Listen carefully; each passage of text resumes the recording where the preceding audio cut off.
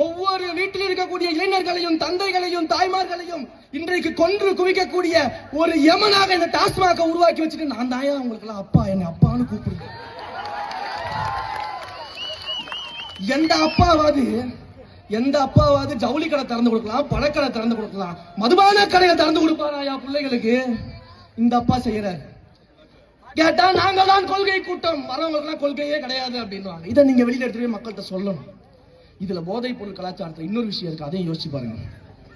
ஒரு கட்சி முதலமைச்சர் இருக்கிறாரு, ஆட்சி அதிகாரத்தில் இருக்கு, காவல்துறை அவருடைய கையில இருக்குது, இன்டெலிஜென்ஸ் இருக்குது, நான் இரும்பு கரம் வச்சிருக்கிறேன், என்னை மீறி தமிழ்நாட்டில் எந்த குற்றமும் நடக்காது, ஒருத்தரையும் விட மாட்டேன்னு பேசுற மு.க. ஸ்டாலின் அவர்களுடைய கட்சியில போதைப் பொருள் இருக்கக்கூடிய கஞ்சா வியாபாரியை வச்சிருந்தாங்க. அதுவும் சாதாரண கஞ்சா வியாபாரி இல்ல, தேசிய அளவுல கஞ்சாவை இம்போர்ட் எக்ஸ்போர்ட் பண்ற அயலக அணியிலேயே வச்சிருந்தாங்க.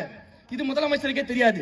கட்சிக்குள்ள இருக்கக்கூடிய கஞ்சா வியாபாரியை கண்டுபிடிக்க முடியாத முதலமைச்சர் தமிழ்நாட்டு இளைஞர்களை போதை இல்லாத தமிழ்நாடு உருவாக்கிடுவாரா?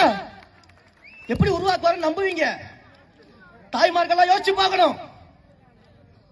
அதாவது ஒரு பழமொழி சொல்லுவாங்கல்ல, இவனுக்கு பகல்லையே பசுமாடு தெரியல, ராத்திரில எப்படியா எருமாடு தெரியும் அப்படின்னு. அந்த மாதிரி உங்களால உங்க கட்சியில் இருக்கக்கூடிய கஞ்சா வியாபாரியை கண்டுபிடிக்க முடியலையே, நீங்க எப்படிங்க தமிழ்நாட்டில் போதையை ஒழிப்பீங்க அப்படின்னு நீங்க கேட்கணும். இப்படிப்பட்ட ஒரு அவலாச்சு. பெண்களுக்கு பாதுகாப்பு இருக்கு.